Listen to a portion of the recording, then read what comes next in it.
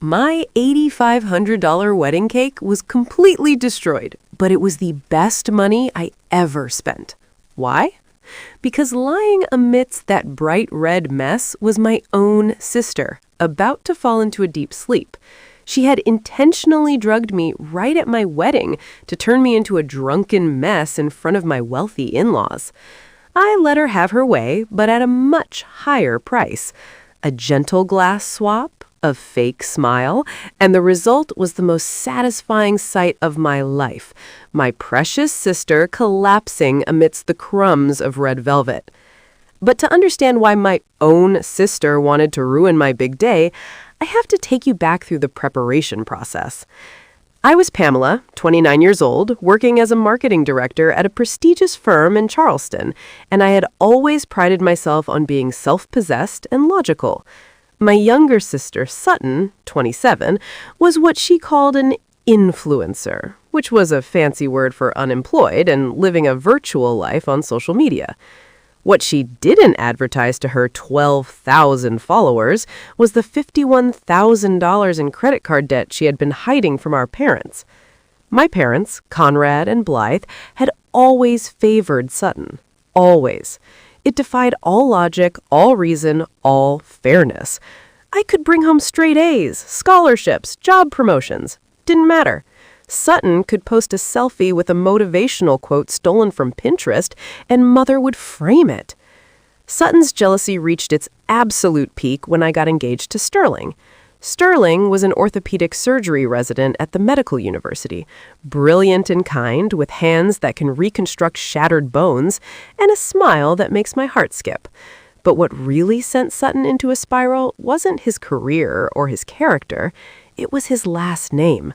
Sterling comes from old Charleston money, the kind of family whose ancestors signed important documents and had ships named after them, the kind of family that still gets invited to garden parties at historic estates, the kind of family Sutton desperately wanted access to.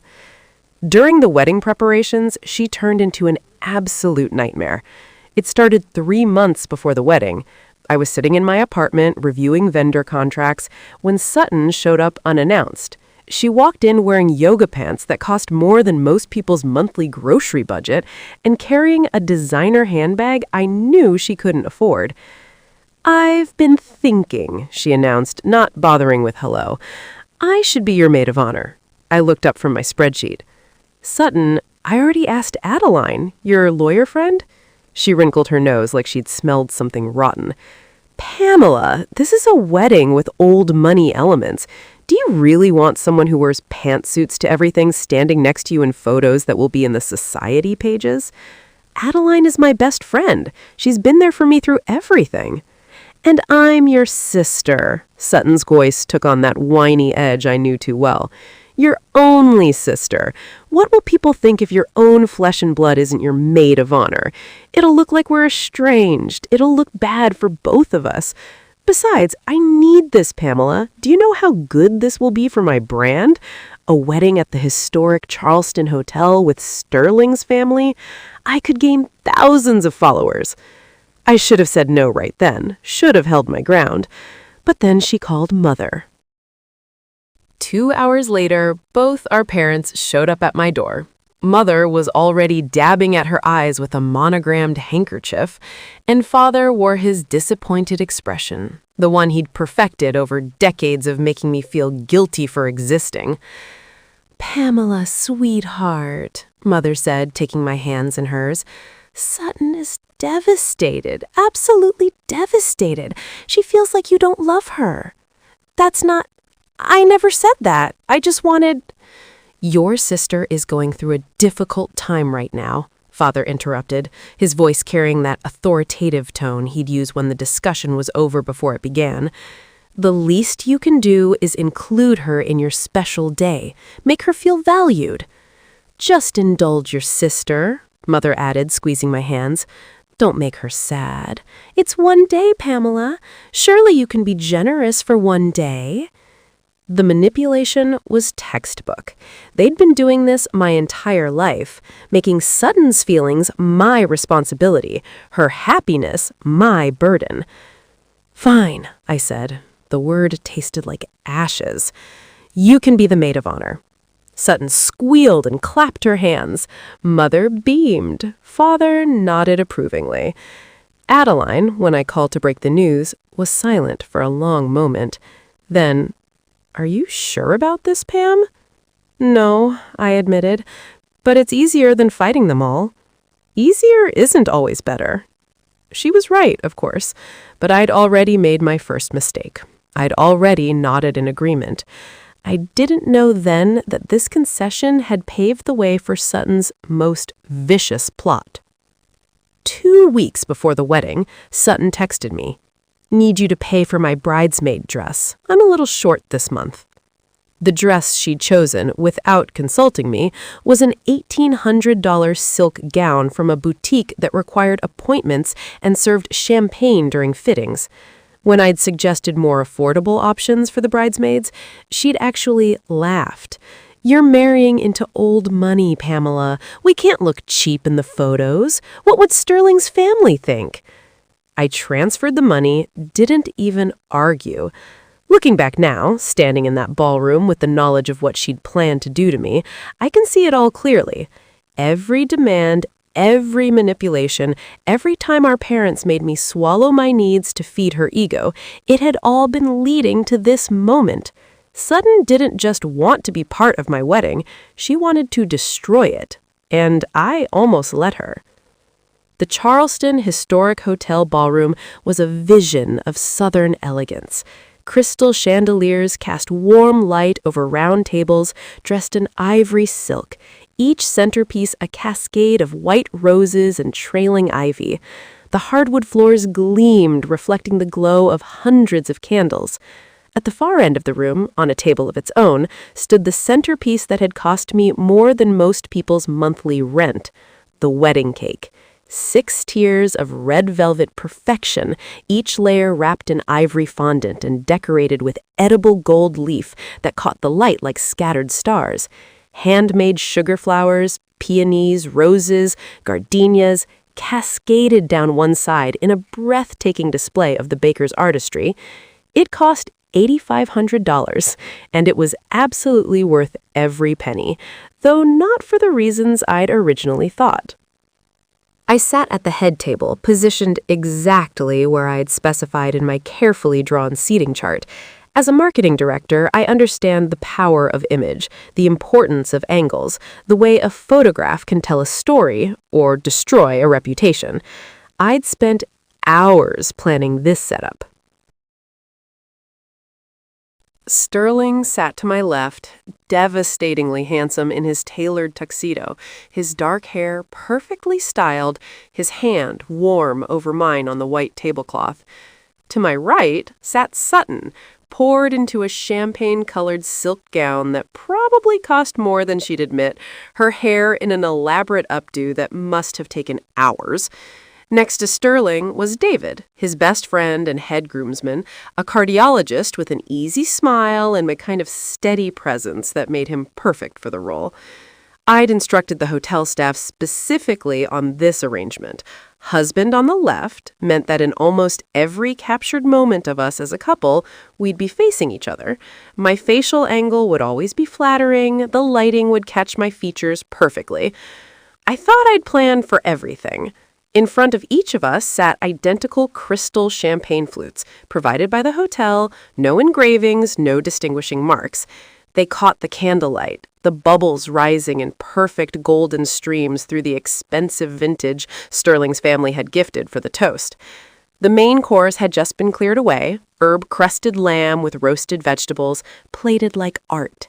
The staff moved efficiently between tables, the soft clink of cutlery and china creating a sophisticated symphony. Conversation hummed around us, punctuated by bursts of laughter from Sterling's college friends at table 7.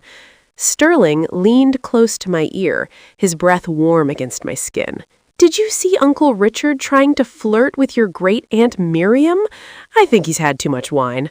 I turned completely to my left to look at him, laughing, my body rotating to face my new husband.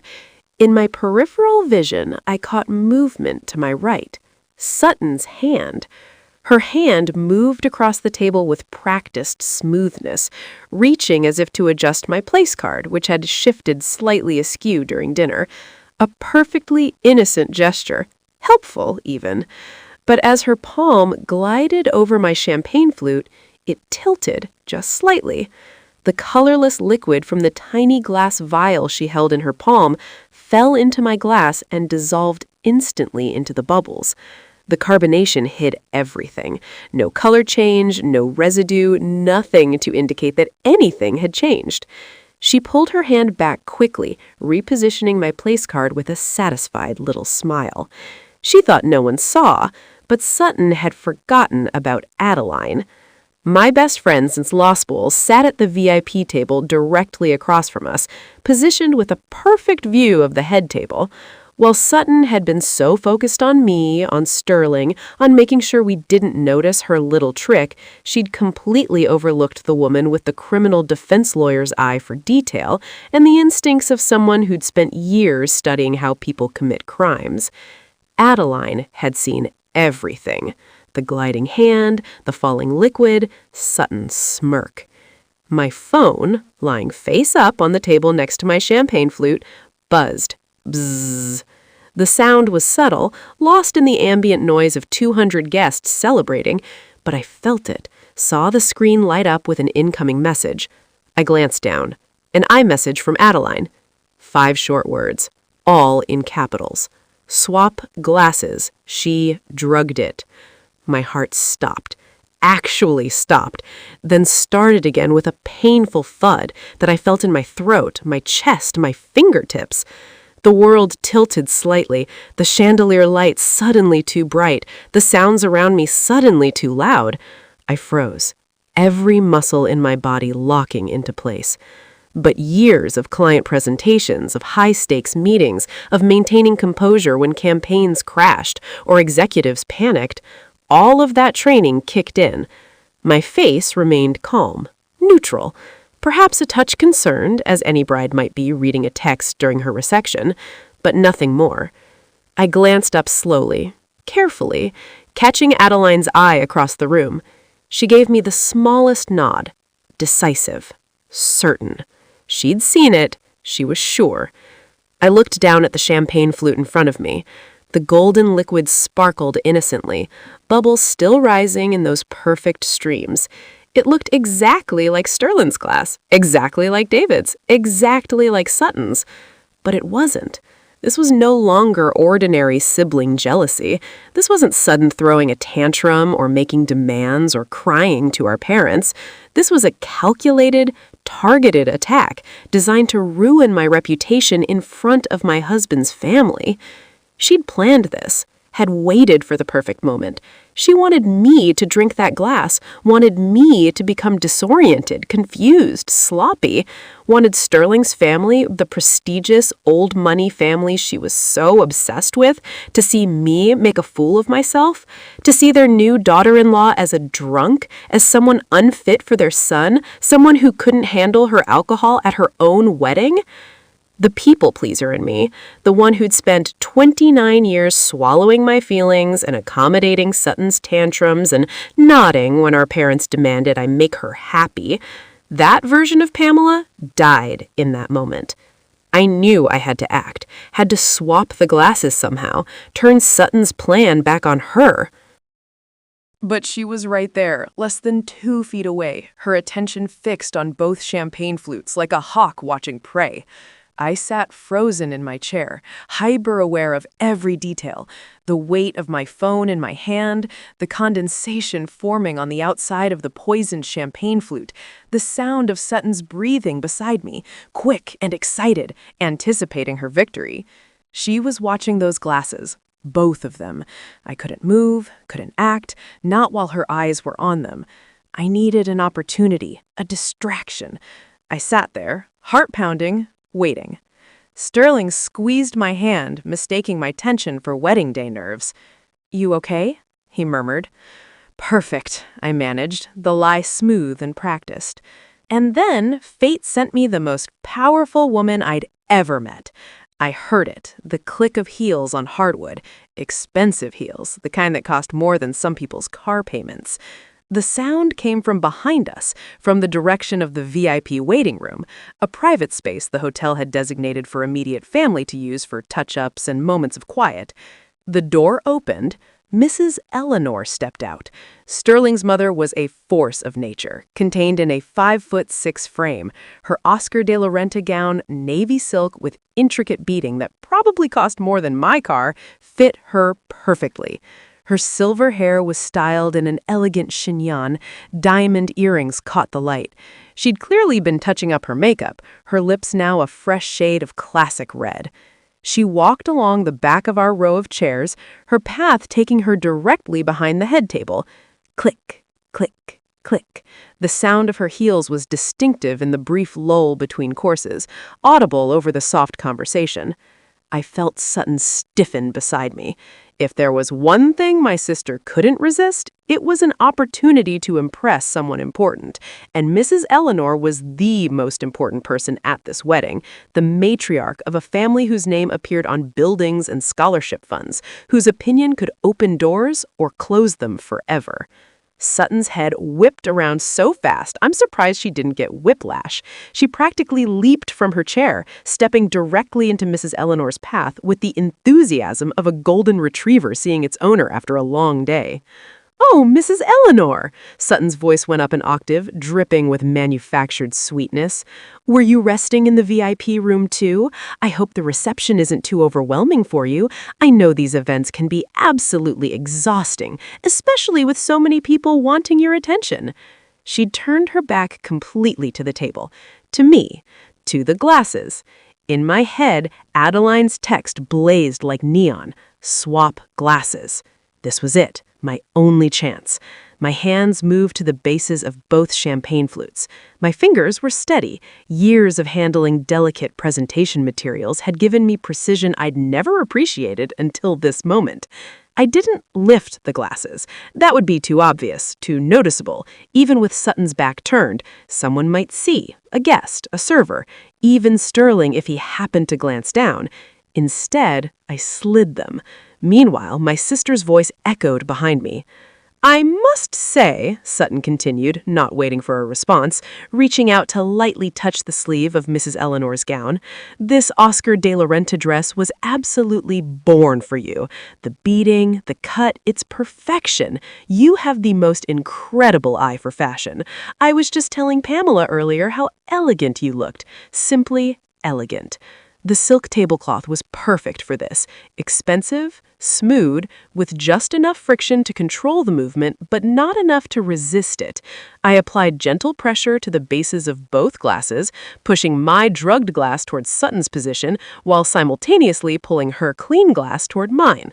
They glided across the fabric like figure skaters on ice, moving just 1 millimeter above the surface, the liquid inside barely rippling. Swish. I rotated the new glass slightly in my position, turning it so the faint lipstick marks Sutton had left on the rim faced away from where she'd been sitting. The entire process took 5 seconds, exactly the time it took Sutton to finish her effusive compliment about the dress and start in on how much she admired Mrs. Eleanor's philanthropic work with the Children's Hospital. No one noticed. The servers were at the far end of the ballroom. The guests were engaged in their own conversations. Sterling was watching his Uncle Richard, who had indeed cornered my great-aunt Miriam near the bar. But Adeline noticed. I glanced toward the VIP table. She was holding her wine glass, but her eyes were on me. When our gazes met, the corner of her mouth lifted in the smallest smile. She raised her glass fractionally, a toast only I could see. My network of allies had worked perfectly, and I knew with absolute certainty that Adeline wouldn't take her eyes off my sister for the rest of the night. She'd watch, she'd document, she'd be ready. Mrs. Eleanor extracted herself from Sutton's attention with the practiced grace of someone who'd been handling social climbers for decades. "How kind of you to say so, dear. If you'll excuse me, I should return to my table." She glided away, leaving a cloud of expensive perfume in her wake. Sutton turned back to her seat and practically bounced into her chair, her face flushed with triumph. She thought she'd just secured major points with my mother-in-law, thought she'd had a successful networking moment that would definitely be worth an Instagram story later. She glanced at the table. The 2 champagne flutes sat exactly as they had before she'd turned around. Same positions, same fullness, same innocent sparkle of golden bubbles. Her eyes flicked to them briefly, then away. No suspicion, no concern. Why would there be? They looked identical, and her overconfidence, her absolute certainty that she'd outsmarted me, that her plan was flawless, had killed any instinct to double-check. She reached for the glass in front of her now. The drugged one. Her smile was toxic, triumphant. "Come now," she said, lifting the crystal flute toward me. "Let's toast to your happiness, Pamela." I raised my clean glass, forcing my face into a smile that I filled with hidden meaning. Every ounce of satisfaction, every bit of delayed justice, every year of being told to accommodate her, I put it all into that smile. "Thank you, sister," I said softly, "to a night we cannot forget." The crystal flutes met with a clear, pure chime that rang out across our section of the table. Clink. Sutton brought the glass to her lips and drank deeply, her eyes locked on mine over the rim. She thought she was watching her plan unfold, thought she was seeing the beginning of my downfall. I sipped my clean champagne and watched her drink her own sentence. The colorless liquid melatonin, whatever dose she'd prepared for me, slid down her throat with the expensive vintage champagne. She set her glass down with a satisfied sigh, still smiling. I smiled back and waited. After the toast, I made my move. I had to sell this, had to make Sutton believe her plan was working exactly as she designed it. So I went quiet. I turned slightly away from the table conversation, let my smile fade into something more neutral, more subdued. When Sterling asked me a question about the dessert service timing, I answered in soft, vague terms. When David tried to include me in a joke about the worst wedding speeches they'd witnessed in medical school, I managed only a weak laugh. Sutton noticed immediately. I could feel her eyes on me, could sense the way she leaned slightly closer, studying my face for signs of the drugs taking effect. I gave her what she wanted, a bride growing quieter, a little disconnected, slightly unfocused. The corner of her mouth twitched upward. She thought it was working, thought I was beginning to feel the effects of the melatonin, that in a few more minutes I'd be stumbling, slurring, making a spectacle of myself in front of 200 guests and Sterling's entire family. She sat back in her chair, practically vibrating with excitement, her confidence growing with every passing minute. But what Sutton didn't realize, what her self-absorption wouldn't let her see, was that the drugs were in her system now, being absorbed into her bloodstream, beginning their journey toward her brain. The MC's voice crackled through the sound system, smooth and professional. "Ladies and gentlemen, we now invite the best man to say a few words." The ballroom quieted, conversations trailing off as guests turned their attention to the small stage area near the cake table. David stood, buttoning his jacket with an easy grin. I checked the time. The evening was running precisely on schedule, just past 8 o'clock. He made his way to the microphone, and for the next several minutes he had the entire room laughing. Stories about Sterling's terrible cooking in their shared apartment during residency, the time Sterling had accidentally worn mismatched shoes to a formal hospital presentation, the moment David had known Sterling was serious about me because he'd started actually doing his laundry instead of buying new clothes when he ran out of clean ones. The timing was perfect. David's speech created a buffer, a period where all attention was focused elsewhere, where the subtle changes beginning to happen in Sutton's body would go unnoticed in the ballroom. I watched her from the corner of my eye. She was still smiling, still playing her part as the supportive maid of honor, but I saw it, the way she shifted slightly in her seat, the way her hand came up to touch her temple briefly, the small crease that formed between her eyebrows. The melatonin was starting to work. Liquid melatonin acts faster than pills, absorbing quickly into the bloodstream. Sutton would be feeling it now, a subtle heaviness in her limbs, a gentle fuzziness creeping into her thoughts. But she'd mistake it for nervousness about her upcoming speech, or perhaps the champagne hitting a little harder than expected. She'd never suspect the truth. David finished his speech to enthusiastic applause and returned to his seat, clapping Sterling on the shoulder as he passed. Sterling stood to hug his best friend, and the two of them shared a moment that made the photographer's camera flash repeatedly. The MC returned to the microphone. "Thank you, David. And now we'd love to hear from the maid of honor." The moment arrived. Sutton stood. I watched her carefully, remembering every detail. The way she had to steady herself briefly with a hand on the table, the slight pause before she stepped away from her chair, as if gathering her coordination, the forced brightness in her expression that didn't quite reach her eyes. She thought it was nerves, thought it was the natural anxiety of public speaking, but I knew better.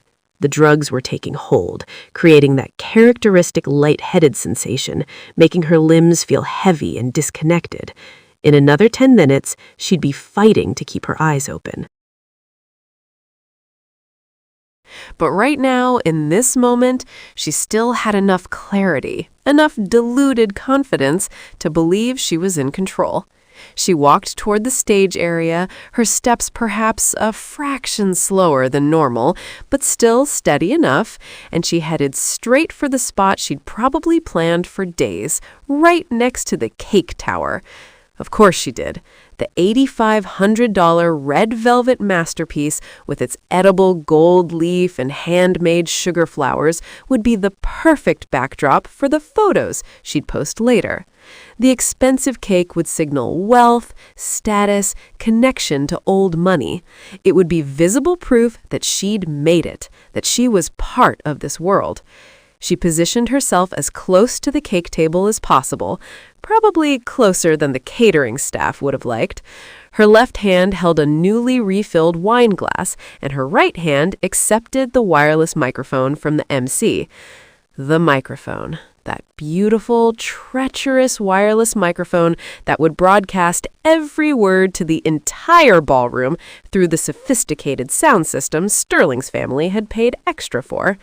Sutton didn't think about that, didn't consider what might happen if she lost control of her words, if the drugs in her system made her truth-telling and uninhibited.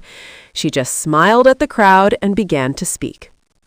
"Good evening, everyone," she started, her voice amplified perfectly through the speakers. "For those who don't know me, I'm Sutton, Pamela's sister and her maid of honor."